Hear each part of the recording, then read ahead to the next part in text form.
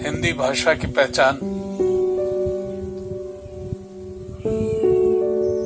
संतों की वाणी से हुई है और संतों में खासकर कबीर, तुलसी, सूर, मीरा जैसे संतों की वाणी ने हिंदी भाषा जो है सारे संसार के कोने तक पहुंची हुई है।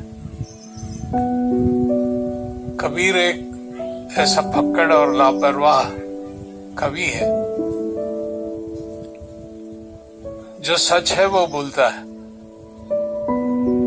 उसे ये कहने में किसी की परवाह नहीं होती। ईश्वर के संदर्भ में लोगों को, खासकर भारत में रहने वाले लोगों में जो पंथ है, संप्रदाय है, उन पंथों संप्रदायों में बटे हुए लोग जो हैं उन्हें कबीर ने ये बताया कि आप जहां उसको ढूंढते हैं उस ईश्वर को, वो वहां नहीं है।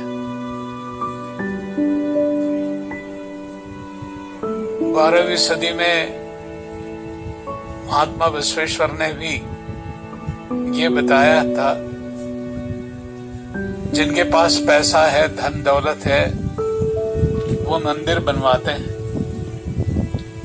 उಳ್ಳವರು ಶಿವಾಲಯ ಮಾಡವರು ನಾನೇನು ಮಾಡಲಿ ಬಡವನಯ್ಯ, ನನ್ನ ಕಾಲೇ ದೇಹವೇ ದೇಗುಲ ಕಾಲೇ ಕಂಬ सिरवे वन कड़सवैया।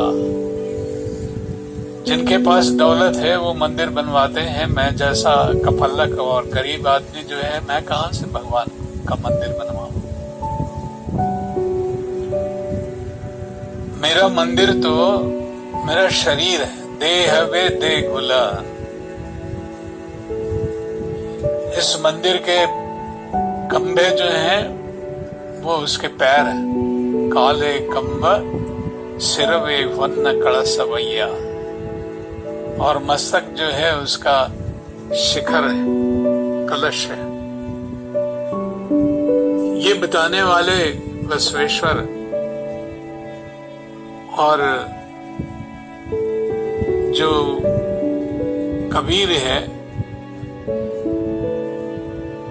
वो ये बताने जाते हैं कि मुझे कहां आप ढूंढने जा रहे हो, मैं तो आपके पास हूं। मुझको कहां ढूंढे बंदे, मैं तो तेरे पास में। ना मैं मंदिर, ना मैं मस्जिद, ना काबे कैलाश में। कोई काशी जाता है, कोई काबा जाता है, मक्का जाता है। कबीर कहते हैं कि वहां मैं नहीं, न तीर्थ में हूं मैं। लोग जाके गंगा नहाते हैं, गंगा में नहाकर ये समझते हैं कि उनका पाप सब धुल गया। पानी से पाप यदि धुल जाता तो फिर पाप करने के लिए और वो मुक्त हो गए। क्यों पानी में मलमल नहाए, अंदर मैल जो ढूंढ देख न पाए। अरे तुम बाहर से नहाते हो, हम तो पता नहीं साबुन से कितनी बार नहाते हैं। आजकल कोरोना से तो हमको बार बार ये बतलाया जाता है कि हाथ धो लो। हाँ, वो ठीक है, लेकिन बाहर का मैल धोने से बेहतर है कि अंदर जो मैल है, अंदर हमारे दोष जो हैं, उन दोषों को देखना जरूरी है।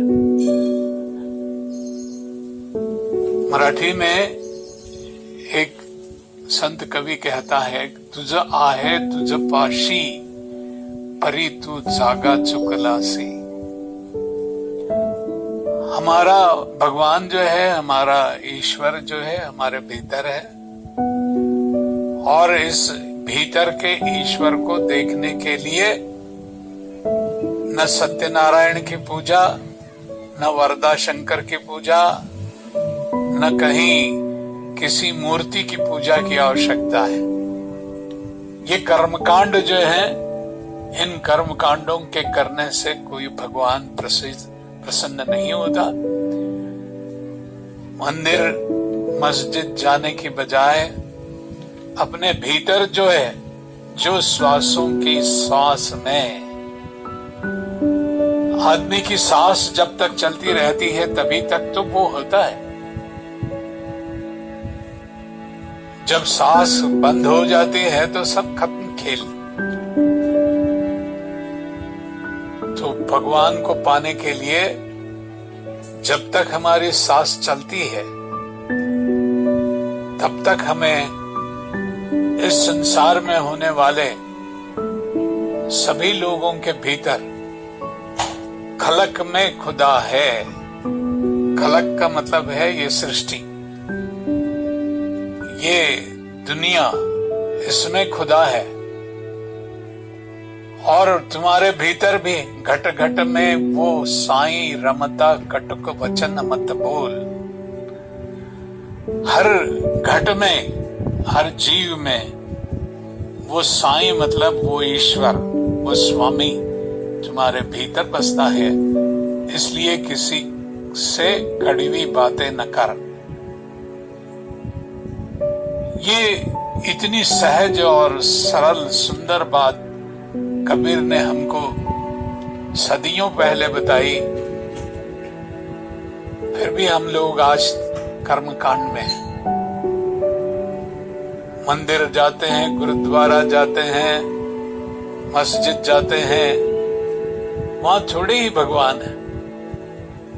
पिछले 3-4 महीने से मंदिर बंद, मस्जिद बंद, गिरजाघर बंद, गुरुद्वारा बंद हो गया है। क्या भगवान आपसे दूर रह गया है? भगवान तो आपके भीतर है। वो गिरजाघर आप में है, प्रार्थना आप बैठे बैठे कर सकते हैं, नमाज आप घर बैठे पढ़ सकते हैं, या जहां कहीं भी होते हैं। आप यात्रा में हैं मान लीजिए, और वो वक्त हो गया है, तो भीतर ही भीतर आप उस भगवान का स्मरण करते हैं, तो आप नमाज अदा करते हैं। आपकी पूजा का समय हो गया है और आप यात्रा में हैं, तो भी मन में ही उसको, भगवान को याद कर लिया, तो आप पहुंच गए मंदिर, काशी पहुंच गए, रामेश्वर पहुंच गए। जरा सी गर्दन झुका ली और दीदार कर लिए। बस देखने की आवश्यकता है। जो तुम्हारे भीतर है, हर व्यक्ति के भीतर है, उस भीतर होने वाले, अंदर होने वाले ईश्वर को देखने के लिए नजरिया चाहिए। चश्मे दीदार अगर है तो नजर पैदा कर। एक शायर ने कहा है कि तुम्हें देखने की इच्छा है तो एक नजर तुम्हारे पास होनी चाहिए।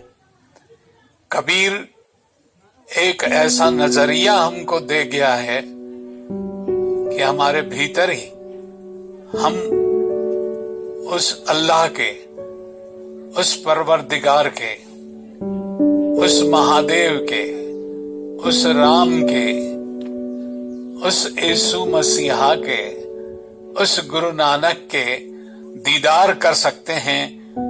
बस देखने की आवश्यकता है, और वो देखना, वो नजरिया हमें कबीर ने दे दिया है।